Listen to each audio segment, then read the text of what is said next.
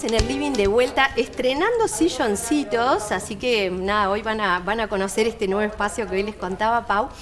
Y hoy estamos como cada 15 días con la columna de la Sociedad Uruguaya de Gerontología y Geriatría, y en este caso vamos a estar hablando de un día muy especial que se conmemora mañana, y para eso vamos a estar recibiendo a la licenciada Gabriela Ferraro, que es licenciada en Psicología, pero además ella es diplomada en Psicogerontología con 18 años de trabajo en esta área, y le damos la bienvenida. La verdad que es un gusto recibirte.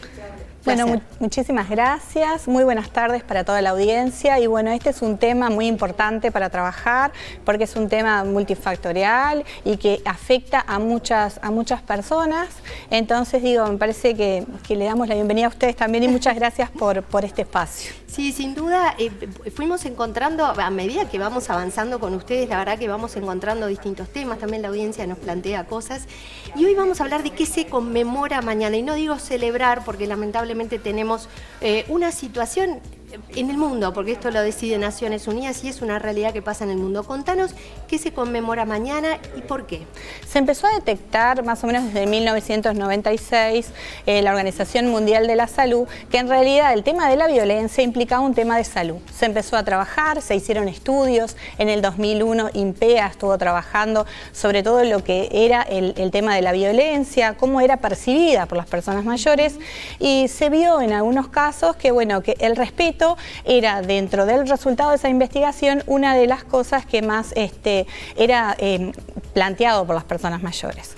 En el 2011, en la Asamblea de las Naciones Unidas, volviendo al tema que vos me decías, en la resolución 66/127, lo que se establece es, bueno, tener un día para conmemorar. ¿Qué significa para conmemorar? Para sensibilizar, para trabajar, para que tanto los medios de comunicación y todas las personas mayores, las instituciones, empecemos a hablar de lo que es violencia hacia las personas mayores, que es un tema que muchas veces pasa inadvertido, invisibilizado. Totalmente. Se va naturalizando la violencia, y bueno, ese desequilibrio de poder está bueno que tenga un día para que también la voz de las personas mayores se sienta, ¿no? Claro, a ver, es un día, como bien decías, para tomar conciencia, para tomar acción sobre esto, y es el Día Mundial de la Toma de Conciencia del Abuso y del Maltrato en la Vejez.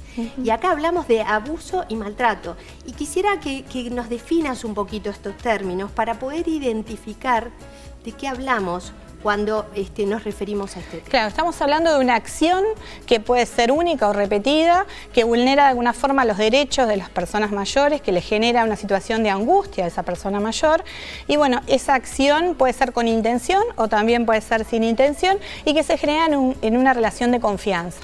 Está bueno esto de la relación de confianza. ¿Por qué? Porque muchas veces uno dice, bueno, esto que pasa en nuestra sociedad, está alejado muchas veces de la familia, y no, muchas veces las personas mayores son vulnerados por las personas que tienen más cerca, por los hijos, por los nietos, por la familia más cercana, hasta por los esposos. O sea, ese vínculo que se fue construyendo, porque la violencia es algo que se visibiliza de golpe pero no irrumpe, son vínculos que se han ido construyendo de determinada forma o construyendo así. Ahí está, también. Entonces, todo eso, y hay como factores de riesgo, porque las mujeres, al tener una mayor expectativa de vida, tienen como un mayor riesgo a sufrir este tipo de situaciones. Contame de estos factores de riesgo, porque una de las cosas que nos viene bien siempre es, para esta toma de conciencia, es poder identificar, bueno, ¿cuáles son estos factores de riesgo para saber cuándo estamos frente a una situación en donde podemos estar ejerciendo abuso o maltrato, donde podemos estar recibiéndolo o viéndolo en el entorno? Porque puede pasar por acción o por omisión.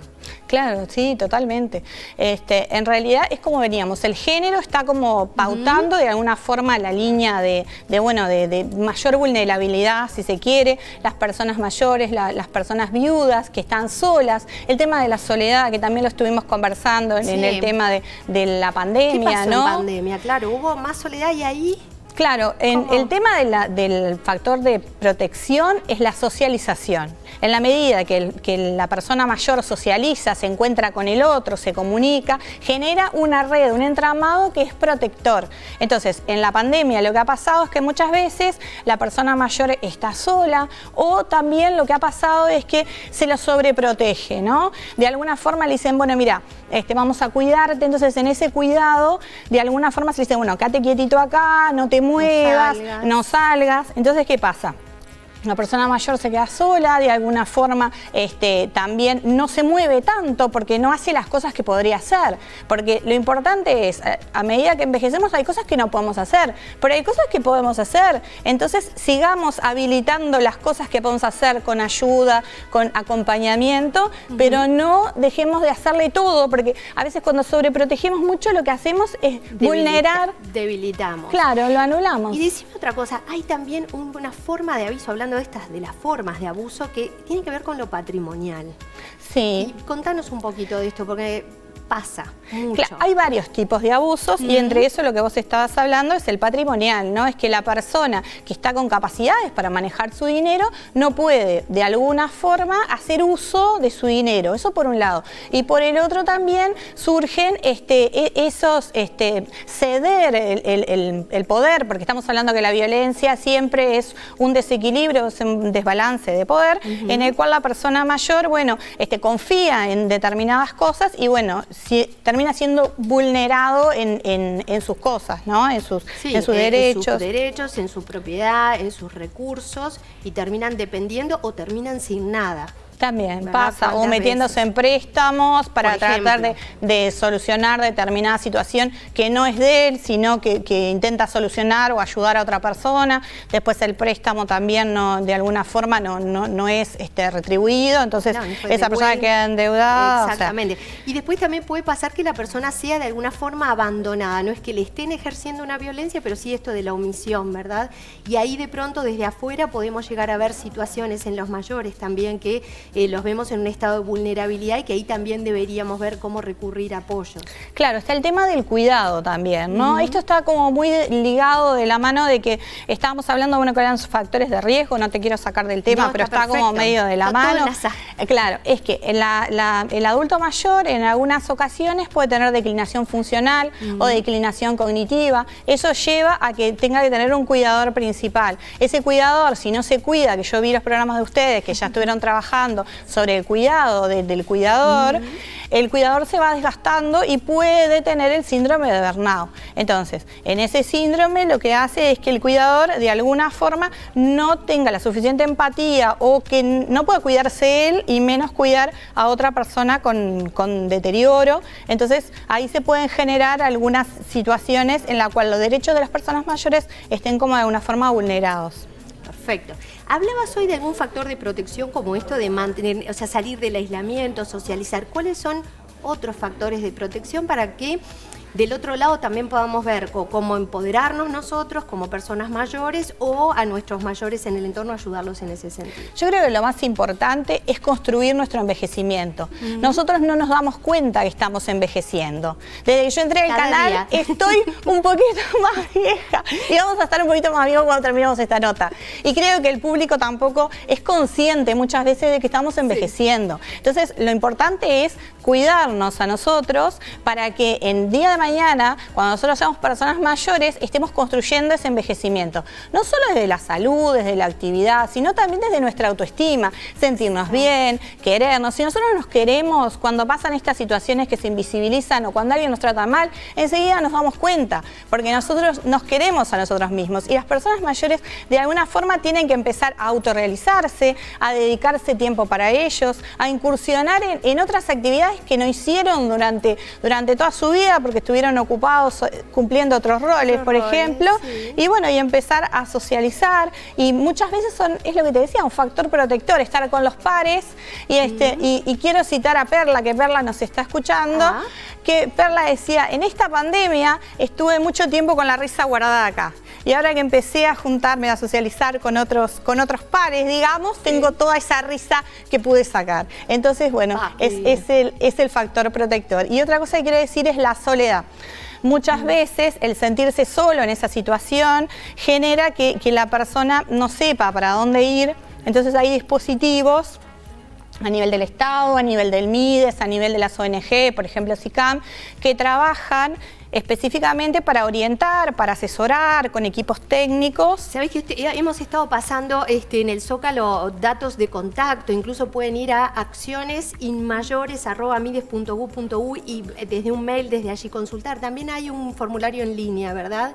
Y podrían completarlo, pero sobre todo saber que, como decías vos, en este término de dispositivos, o sea, lugares a donde podemos acudir, hay algunas organizaciones, también si hay dudas se puede consultar con la Sociedad Uruguaya de Gerontología y Geriatría y ustedes les pueden facilitar evidentemente los contactos para no quedarse solos, como bien decías. Sí, sí.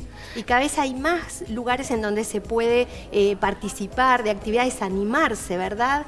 Y no sé cómo lo ves vos, pero ¿cómo podemos convocar a quienes no son personas mayores para este cambio en la mirada y ver a la vejez? Hoy tenía una reunión muy interesante con alguien que está en el mundo empresarial y hablábamos de las personas mayores y tomó conciencia que a los 65 ya se considera una persona mayor y dice, yo no había pensado que mis padres eran personas mayores, porque hay como un prejuicio sobre el poder hacer las actividades de la vida diaria o no, y no pasa por ahí, tenemos una edad y hay un montón de cosas que podemos hacer, que tenemos autonomía, ¿verdad? Que solo un 3% están institucionalizados, o sea, quiere decir que la mayoría está en su casa. Claro, sí, y aparte es eso, es redescubrir esas capacidades que el encuentro del otro te permite, la mirada del otro te permite también eso, ¿no? Y la ayuda con los jóvenes, con los hijos, con los nietos, eso ayuda. Sí, sí, la familia es una red y los amigos también, que muchas veces los sostienen y los apoyan. ¿Vos le ves esperanza a todo esto para que el camino sea a mejora, para que cambiemos la mirada a todos, la propia y la de los demás? Estamos construyendo. Yo creo que nuestra sociedad está tomando conciencia. Estas fechas cada vez son más emblemáticas. Hay una mayor difusión. El día de mañana, por ejemplo, en la Intendencia de Montevideo se va a hacer una actividad con la Sociedad de Geriatría, se va a hacer con la Secretaría de las Personas Mayores y el Consejo Asesor de Personas Mayores de Montevideo, en el cual, bueno, se invita a participar a todas las personas mayores que quieran venir y a las otras personas en general se invita para que, bueno, puedan participar de esta actividad. Está buenísimo, pueden ir, pueden hacer escuchar su voz, ¿verdad?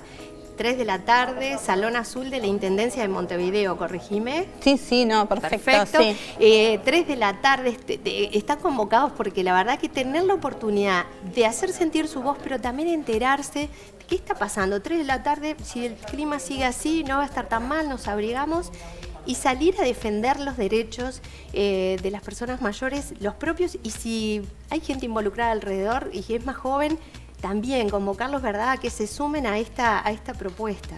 Sí, es muy importante y te agradezco mucho el espacio también para poder hablar sobre estos temas y para poder de alguna forma que la audiencia que te esté escuchando pueda, bueno, empezar como a pensar, ¿no? A repensar sobre estos temas, a visibilizarlo, que es tan importante, ¿no? Pensar en nuestros mayores, pensar en que queremos llegar a mayores, es la única forma de vivir muchos años. Así que prepararnos para eso y transformar nuestra sociedad, eso esperemos.